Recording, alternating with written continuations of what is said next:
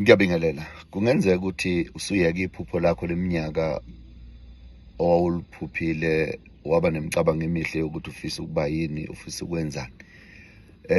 Ithemo liqala usufisa ukuthi lifezeke, kwase kuba khona ukuphazamiseka ngenxa yokuthi mhlambe sekube khona okuzwile ukuthi ayingeke kuhambe kahle. Mhlambe usube namagama nje osuhamba wawezwa, mhlambe kwaba khona ukuthi ugxekwe, noma mhlambe kwaba khona ukuthi uhlekwe, noma kwaba khona ukuthi mhlambe nje ake ngithi ube discouraged. Ngeke ngathanda ukufaka isilungu kakhulu. Ngicela ukukwazisa lokhu mfethu, uyithathe lo ungayiyeki.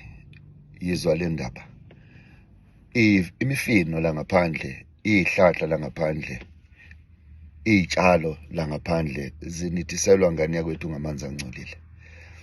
Ukudla okuningi bafethu la ngaphandle kuniselwa ngamanzi asemadanyini adungekile kakhulu. Kumile kakhulu, kuqhakaze, kutshale bafethu iy'tshalo ezinhle, kutholakala iy'vuno bafethu ezinhle ngamanzi angcolile.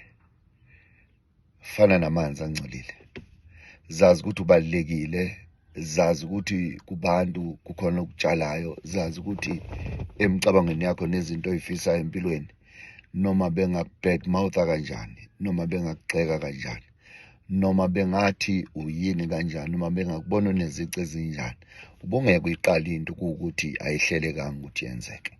Ubungeke uqale ube nento esemqondweni yakho yakheleka izibe senhliziyweni, uyibone isiyenzekile, kube kuwukuthi bingeke yenzeke. Angeke isenzeka ngoba ususuke wezwa wena eminye imibono ebingekho uma uqala ucabanga lento.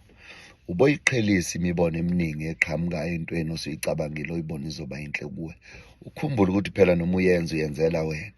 Noma ngabe kuthiwa izotsheka kanjani, izotshekela wena.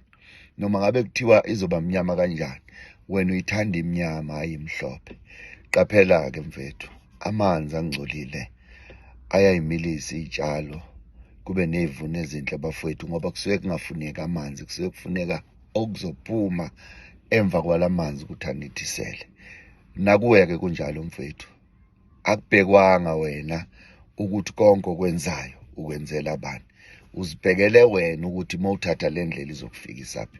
Musa-ke ukulalela ukuthi udiscourage-wa kanjani, musa ukulalela mfethu ukuthi ucindezelwa kanjani, musa ukulalela ngane yakwethu ukuthi obani bathini, bathi ubani wakwayihamba leyo ndlela wahluleka kanjani.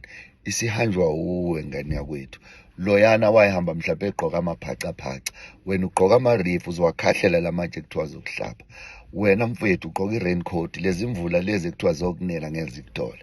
Wena mntaka ma uphethe i-umbrella, ngeke likushise leli langa ngane yakwethu, yangizwa?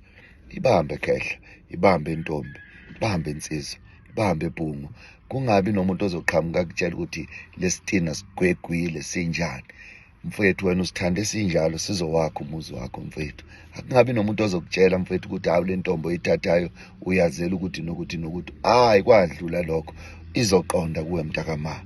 Akungabi nomuntu ozokutshela ukuthi loya msebenzi wakwawusebenza yena waba ukuthi nokuthi. Hayi, wena ungagcina uphethe uyimeneja lapho. Amanzi angcolile ayazimilisa iy'tshalo. Ungavumeli abantu bekudiscourage. Amen.